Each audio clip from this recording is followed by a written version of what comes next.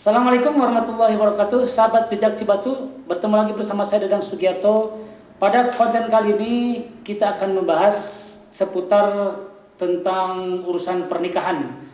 Ini di depan saya sudah ada salah seorang pegawai dari kantor urusan agama Kecamatan Cibatu. Kita sapa beliau, ini adalah Kang Asep. Assalamualaikum Kang Asep. Waalaikumsalam. Sehat Kang Asep? Alhamdulillah. Alhamdulillah. Kang Asep, gimana kegiatan hari ini, sibuk? Sibuk sekali. Saya baru pulang. Oh, sibuk sekali. Menyempatkan pulang hari ini. Iya, kita pulang hari ini ya.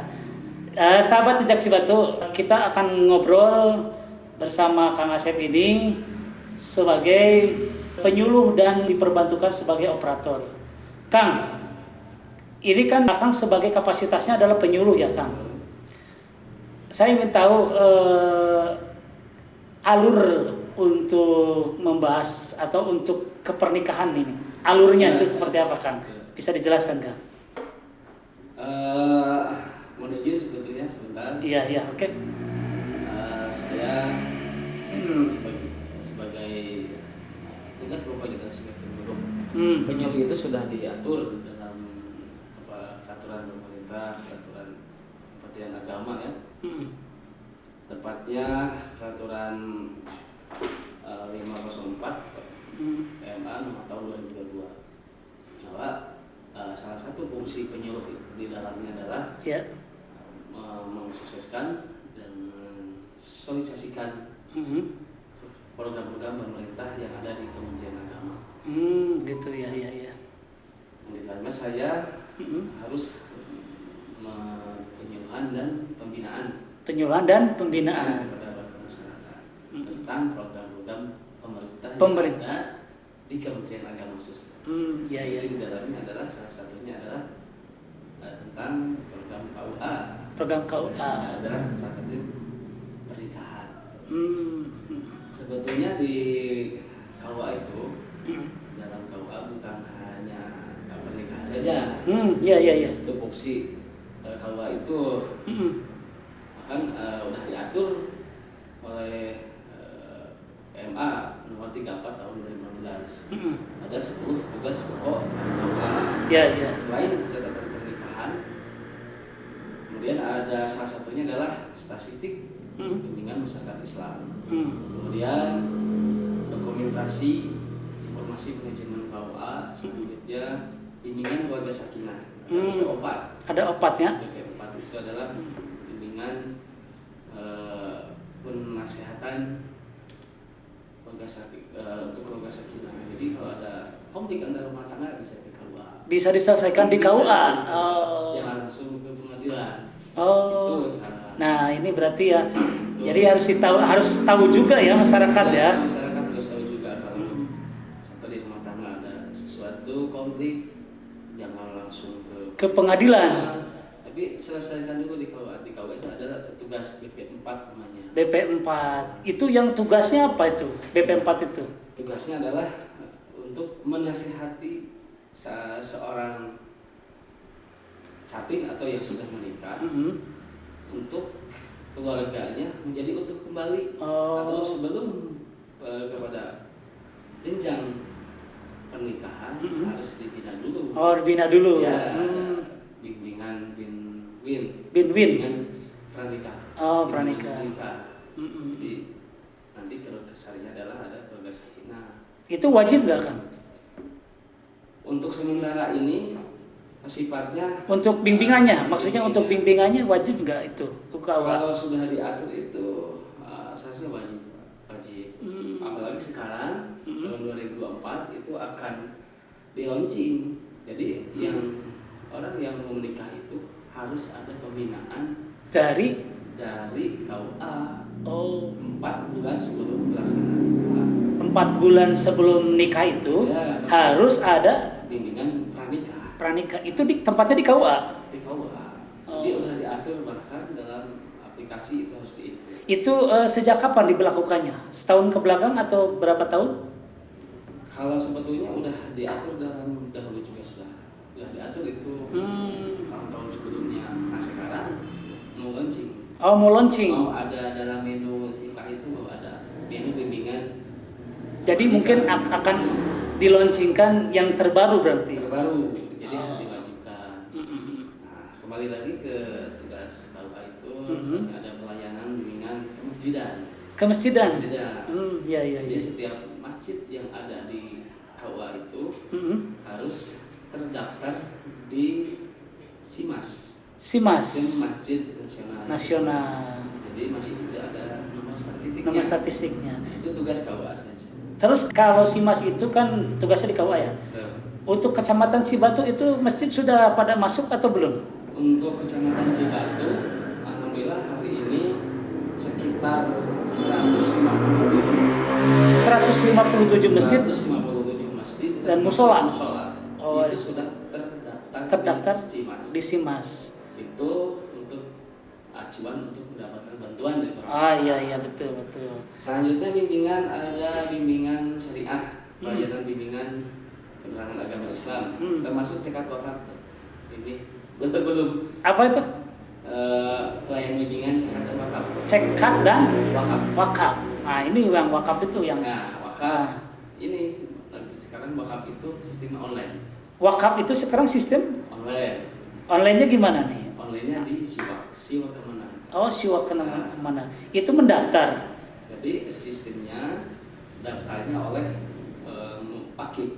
Wakil sendiri dulu, kemudian harus ada email yang aktif, kemudian menguploadkan data-data yang dibutuhkan seperti KTP wakil, hadir, saksi 2 orang, kemudian surat pernyataan tidak dalam sengketa dan yang lain-lain, diuploadkan, kemudian dikirim. Setelah itu ada verifikasi dari pegawai KUA. Sudah verifikasi, kemudian di print AIW-nya. Di printnya nanti di mana? Di KUA? Oh, di KUA.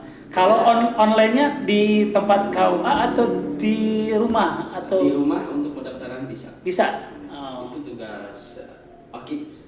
Wakil. Tapi untuk printnya? Tentunya di KUA. Di KUA. Ada belangko khusus. Iya.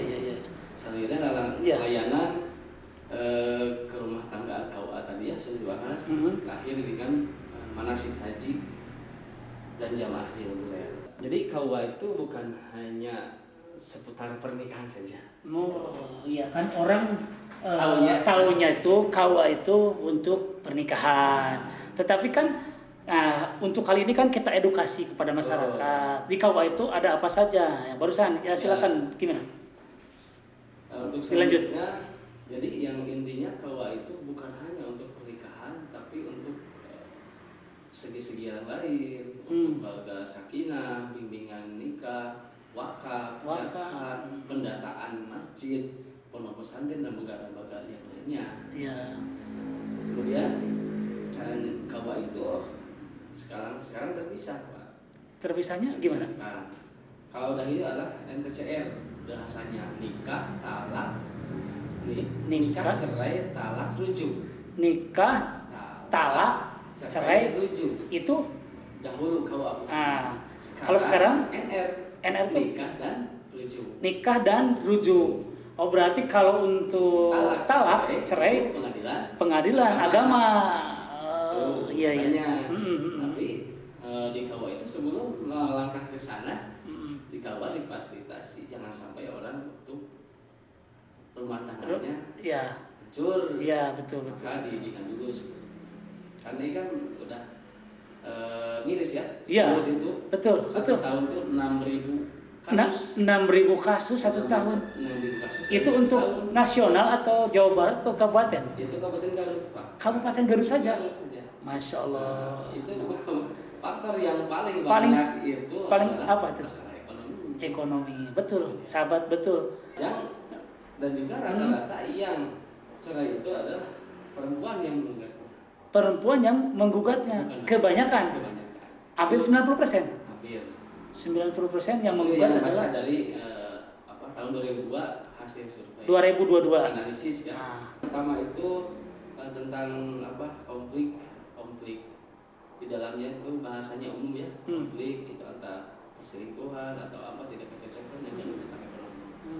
Itu tahun untuk sekarang sama kemarin. Tahun 2023 ini khusus untuk di Kecamatan Cibatu ini berapa persen tuh tingkat apa yang tadi disebutkan? Nah, itu bukan ranah kami itu berarti pengadilan agama. Oh, tetapi yang tadi ranahnya KUA itu yang tadi ya. Yang urusan pernikahan adalah nikah dan rujuk.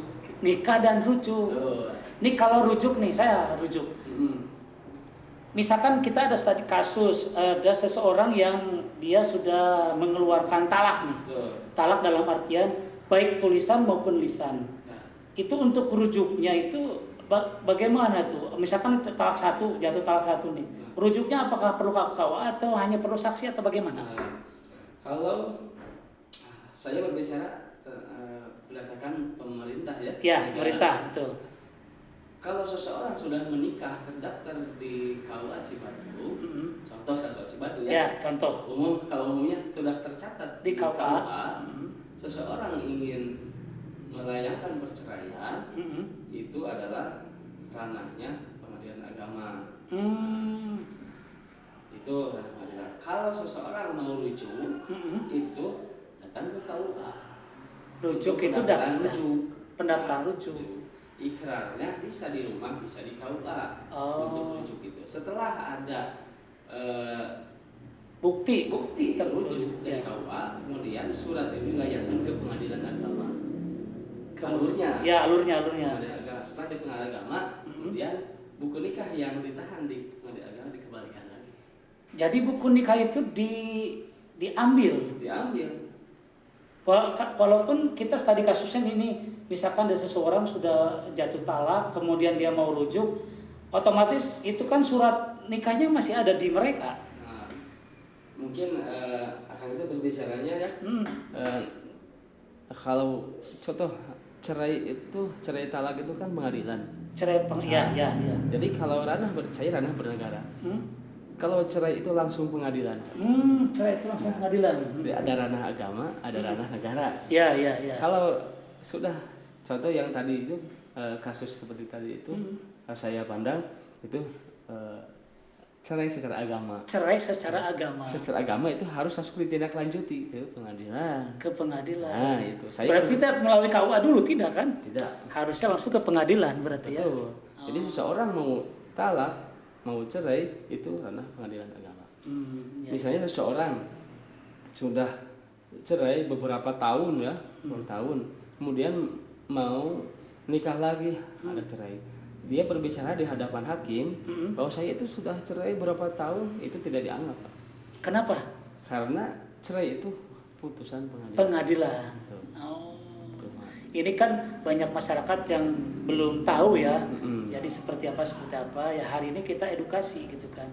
Terus ini kalau untuk alur pernikahan nih, kalau misalkan luar kabupaten, luar provinsi, ini bagaimana nih kan? Misalkan gini, seorang laki-lakinya dari luar nih, dari luar provinsi lah ya. Si ceweknya itu, si calon pengantin perempuannya itu di Cibatu. Betul. Apa saja yang harus dipersiapkan, gitu kan? Yang dipersiapkan pertama dari pihak laki-laki ya. Laki-laki itu adalah format N1 dari desa. N1 dari desa. Kalau dahulu disebut NA ya. NA, oh iya betul. Sekarang N1 disebutnya. Tapi udah biasa NA. NA ya. Itu keterangan asal usul. Keterangan asal usul NA itu. NA itu. Jadi keterangan bahwa yang si A itu benar A adalah anak dari A dan B. Oh, itu jadi asal usul. Dikatakan NA ya. Kalau sekarang kita dirubah itu ya berarti N1. Sesuai dengan peraturan Dirjen nomor 467 tahun 2020. Dirubah perubahan. Jadi N1 format asal usul, kemudian N2 N2 itu kehendak nikah. N3 untuk permohonan isbat, N4 persetujuan, N5 izin orang tua, N7 itu kalau tidak salah N6 enggak ada. N6 kematian. Berarti kalau dari luar provinsi itu gimana tuh? Itu alurnya datang ke desa, Pak. Desa setempat atau kelurahan. Ya. Sudah dapat MA kemudian ke KUA setempatnya untuk mendapatkan rekomendasi. Kalau dahulu bahasanya andor. Iya, oh iya betul. Kalau sekarang itu rekomendasi. Ditujukan ke KUA lalat perempuan. Dewan perempuan. Iya. Setelah itu kemudian sudah ada bukti dari rekomendasi beserta lampiran-lampirannya, kemudian perempuan juga membuatkan NA juga. Kadang orang berpahaman NA teh hanya perempuan saja. Iya, padahal dari laki-laki juga sama juga. Nah, kalau perempuan itu lebih bukti dari mulai N1 sampai N8. Oh, komplit itu ya? Harus komplit semuanya. Iya. Setelah komplit, kemudian daftar ke KUA. Kemudian di KUA diperiksa oleh penghulu, kemudian di entry ke SIMKah C4 dong. Oh, SIMKah C4 ya. Seharusnya yang daftar itu Catin sendiri. Oh gitu. Nah, harus daftar sendiri. Itu online. Nah, saya berbicara sekarang biaya. Kalau biaya nikah di kantor itu Rp0, Pak. Gratis. Nikah di KUA itu gratis. Ya, seperti kentut gratis aja. Nggak kentut juga gratis ya. Ini nikah di KUA itu gratis. Sekarang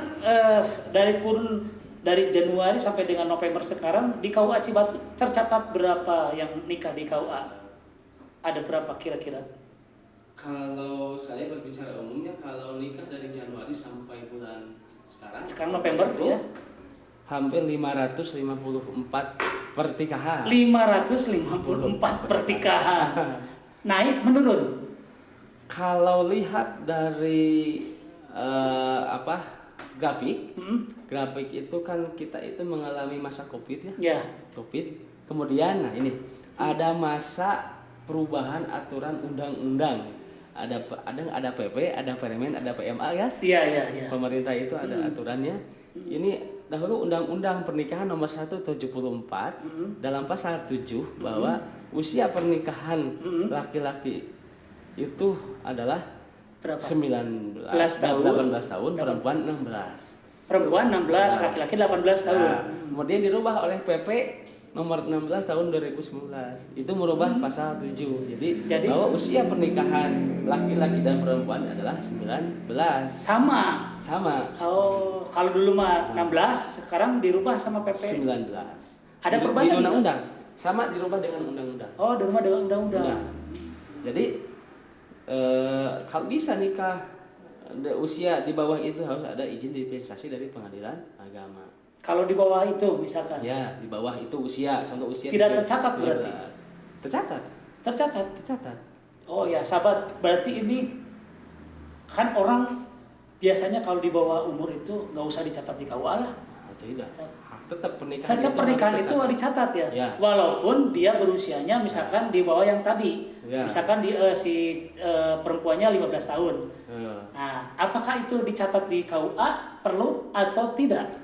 Diatur dalam Undang-Undang Nomor 1 tahun 74 sama. Jadi pernikahan poin 1 pasalnya bunyinya nikah itu harus dengan sesuai syariat agamanya masing-masing, kemudian bahwa pernikahan itu harus tercatat di KUA. Tapi untuk buku nikahnya? Nah, kalau untuk buku nikah yang di bawah umur syaratnya itu harus melampirkan izin dispensasi dari pengadilan. Oh, harus menempuh jalur ke pengadilan. Jalur pengadilan dulu. Ada izin dispensasi. Kalau ada izin dispensasi, baru bisa dikeluarkan buku nikahnya. Oh, begitu. Jadi alurnya itu kalau yang misalkan dia di bawah umur, kemudian dia menikah, tercatat di KUA, ingin mendapatkan buku pertikahan, harus ada dispensasi dari pengadilan. Itu yang menguruskannya dari KUA atau person sendiri? Yang untuk menguruskan dispensasinya, misalkan nih kasusnya dia nikah 15 tahun, kemudian dia dicatat di KUA, kemudian dia ingin mendapatkan buku nikah. Nah, apakah dari KUA diuruskan atau sama sendirinya dia? Itu sendiri, walinya.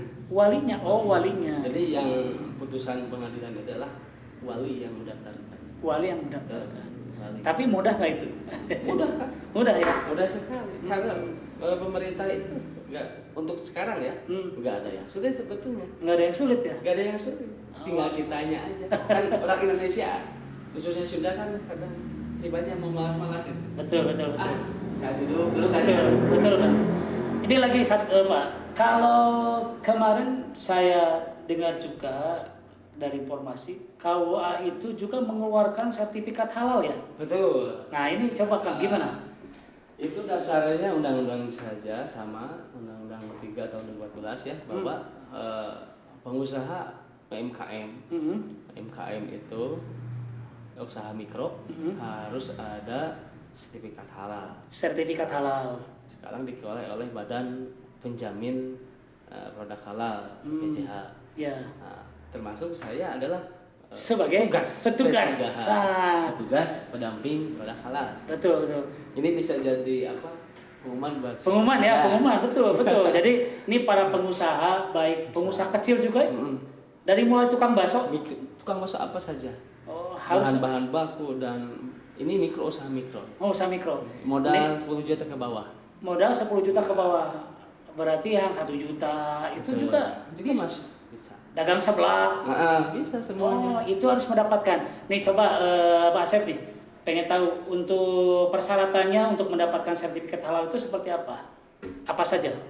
Untuk persyaratan dapat sertifikat halal, syaratnya adalah ada produk.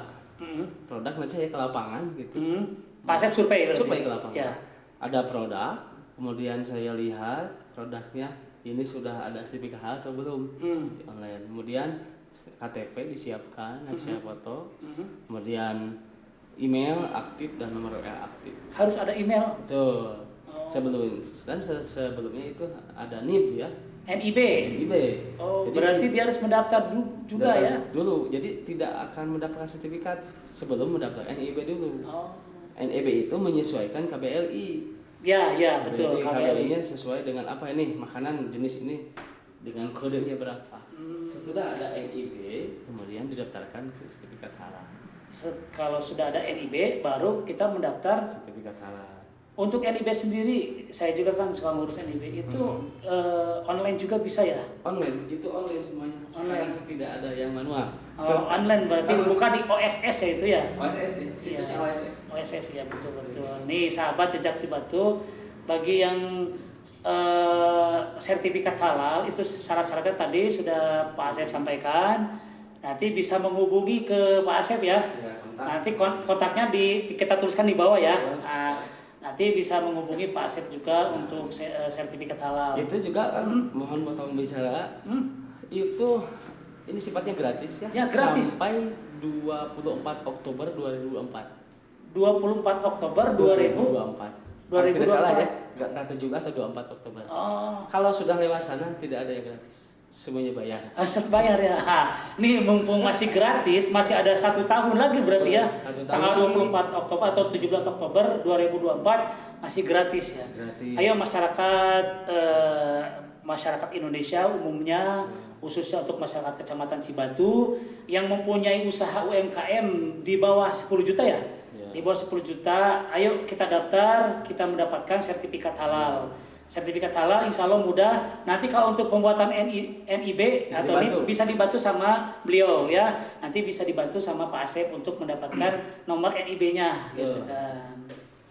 Silakan diteruskan kembali untuk ininya. Itu syarat-syaratnya ya, fotokopi KTP, kemudian KK, ijazah, akte kelahiran, kemudian pas foto latar biru ya, bukan latar merah. Biasanya kan suka latar merah ya. Bukan, itu untuk ijazah. Latar, jadi harus latar biru. Latar biru 2 kali 3 4 buah. 2 kali 3 4 buah. Kemudian 4 kali 6 2 buah. 2 buah. 3 ke 4 1 buah. 1 buah berarti. Nah, kemudian siapkan. Kemudian materai. Siapkan. Materai berapa? 1 aja. 1 aja. Kemudian kalau statusnya duda. Duda hidup. Duda hidup. Cerai berarti ya. Cerai hidup. Ya. Itu harus melampirkan akte cerai asli. Akte cerai asli. Jangan fotokopi. Kalau fotokopi nggak bisa. Nggak bisa. Itu pakai nikah lagi dong dengan yang lain. Iya. Betul.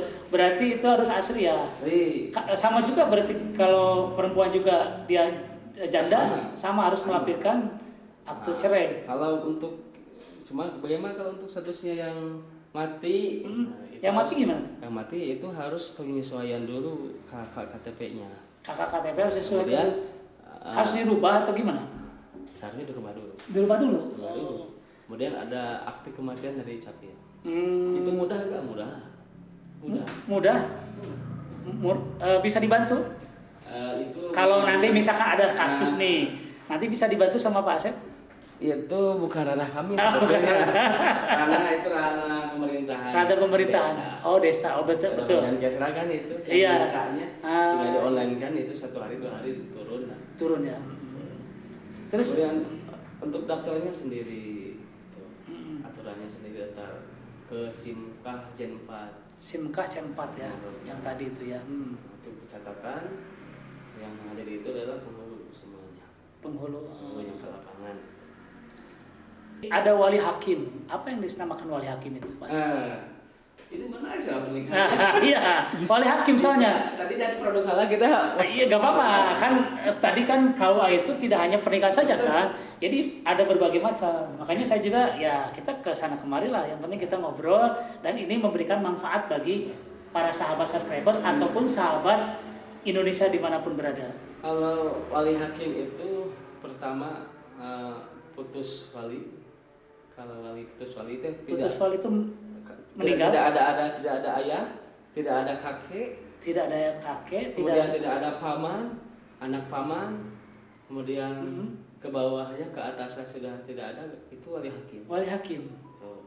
Berarti dia sudah notabene yatim dan tidak ada siapapun. Putus wali. Tapi sekarang ada kasus juga yang menggunakan wali hakim sementara masih ada. Itu gimana tuh? Itu pelanggaran. Pelanggaran itu. Pelanggaran. Nah, itu harus dipertanggungjawabkan ya hakimnya itu ya. Pelanggaran secara negara ya. Iya, soalnya ada kasus juga yang padahal dia itu masih ada keturunannya kan. Tapi dia menggunakan wali hakim. Itu pelanggaran berarti ya. Pelanggaran menurut negara. Itu bukan ini baru satu ya. Baru satu syarat untuk hakim. Kemudian oleh hakim itu apabila itu bukan ayah darahnya. Bukan ayah darahnya. Tuh. Anak hasil dari kan luar nikah dulu. Ya, jadi di luar nikah. Tuh. Ini kan banyak ini. Ada saya juga potong ya. Kadang-kadang kita edukasi ya. Ketika kita anak itu di luar pernikahan. Ada kasus ketika dia itu di luar pranikah nih. Dia sudah hamil duluan. Kemudian dia menikah secara agama resmi. Nah, untuk statusnya kadang-kadang yang saya informasi yang dapatkan itu anaknya harus membacakan syahadat lagi atau bagaimana? Yang Pak Asep tahu apa? Ya musibah itu ya. Yang musibah lah. Di dalam agama juga diatur ya. Kalau yang seperti itu yang jinah istilahnya ya. Iya. Jinah harus nikah yang menjinahannya lagi gitu. Itu tinggalkan aja. Tinggalkan aja. Tinggal aja. Nanti status anaknya gimana? Apakah harus nanti saya yang dengar harus dengan anaknya mengucapkan syahadat Enggak. Kalau itu nikah resmi aja. Tapi anaknya gak nanti kalau perempuan nggak bisa diwalian oleh ayahnya. Nah, karena itu bukan dia. darah dagingnya itu. Nah, itu dia. Jadi maksud saya itu ketika lahirnya anak perempuan di luar nikah, isi walinya itu tidak bisa diwali sama harus sama wali siapa? Wali hakim. Wali hakim. Nah, ini kita edukasi sahabat. Jadi tidak perlu malu ya. Iya. Kita jangan malu. Karena nanti ke anaknya sendiri nanti akan karena gini, kalau nikah tidak sesuai syariat agama diatur dalam undang-undang juga. Ini kan dalam negara kita itu undang-undang sekarang ya, kita itu bukan negara Islam tapi negara Pancasila. Negara Pancasila, Tapi Islam juga aturan undang-undang negara kita itu akulturasi dengan syariat Islam. Iya. Itu kan dipoinkan dalam undang-undang. Dalam pernikahan juga sama. Jadi harus diatur juga itu. Betul. Bukan hanya pernikahan aja. Bukan aja haji, puasa, sholat semuanya kan diatur. Betul. Jangan ragu lah. Iya. Ada satu lagi nih. Apa? Mumpung ini sekarang itu ada kerjasama dengan BKKBN. BKKBN. KB. Oh KB, gimana tuh masalah Itu KB? sifatnya bukan himbauan dari KUA, tapi itu himbauan dari BKKBN bahwa nikah itu harus ada sertifikat LC-MIL. Sertifikat LC-MIL itu kapan berlakunya? sudah lama, Tapi hampir 4 bulan. oh hampir 4 bulan. Oh berarti yang kemarin nikah ini sudah ada sertifikatnya? Sudah ada. Oh sudah ada Itu yang sertifikat. sosialisasinya PKD apa ya di desa itu. Oh iya. Kader-kader. Kader ya. Berarti yang sebelum kemarin 4 bulan dia tidak mendapatkan? Tidak. Oh berarti ya Jadi kemarin. harus nikah itu LC-MIL kata sertifikat siap nikah siap hamil. Oh siap nikah siap Jadi hamil. datang dulu ke puskesmas, ada dicek tinggi badan, berat badan, diukur lingkar tangan. Kalau sudah siap, berarti sudah siap nikah ya. Siap nikah siap hamil. Siap hamil. Kemudian datang ke BKKBN. Itu datang ke BKKBN berarti ya? Betul. Oh, ada penyuluhnya berarti ya? Ada penyuluh kantornya. Iya. Ada sertifikatnya hasil dapat sekarang. Itu tentang pernikahan seperti itu. Seperti itu ya. Harus jelas, masyarakat harus tahu semuanya. Betul. Mungkin secara globalnya kita sudah, nanti secara implisitnya atau secara detailnya nanti bisa menghubungi beliau Pak Asep ini di kantor urusan agama Kecamatan Cibatu. Datang langsung aja. Datang aja ke KUA boleh. Di sana ada juga banyak staf, ada kepala KUA, ada staf dan lainnya ya. Cuma mewakili aja. Ya, ini adalah Pak Asep ini mewakili dari kantor urusan agama Kecamatan Cibatu dan tidak mengurangi rasa hormat saya juga kepada kepala Kecamatan Cibatu. Saya menghadirkan Pak Asep ini sebagai narasumber di podcast Jejak Cibatu. Itu saja mungkin yang saya sampaikan. Terima kasih Pak Asep atas waktunya. Mudah-mudahan Pak Asep disehatkan, diberikan keberkahan rezeki, keberkahan umur, dipanjangkan keberkahan rezeki, keberkahan umur dan diberkahkan hidup dan kehidupannya. Amin. Terima kasih sahabat Jejak Cibatu untuk podcast kali ini. Saya cukup sekian dan jangan lupa tonton terus di Jejak Cibatu edisi podcast. Assalamualaikum warahmatullahi wabarakatuh.